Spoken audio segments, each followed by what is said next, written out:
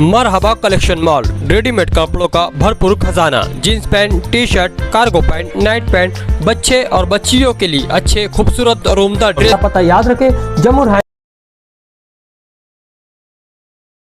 कल रात सटाना नाके के पास एक दिलखराश हादसा पेश आया।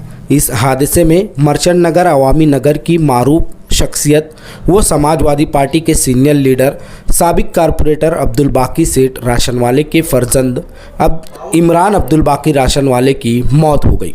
इस हादसे का एक सीसीटीवी फुटेज भी सामने आया है, जो कि गंगा मैया मंगल कार्यालय के पास का बताया जा रहा है, जिसमें देखा जा सकता है कि कल रात तकरीबन 1:47 पर इमरान अब्दुल बाकी अपनी मोटरसाइकिल से जाते हुए नज़र आए और उसके कुछ ही सेकंड में अचानक वो मोटरसाइकिल लेकर गिर गए, जिसके 1 मिनट के बाद वहाँ एक शख्स भी देखा जा सकता है। वहीं कुछ ही मिनटों के बाद लोगों का हुजूम वहाँ इकट्ठा हो गया। बताया जा रहा है कि ये सीसीटीवी फुटेज इमरान अब्दुल बाकी का ही है।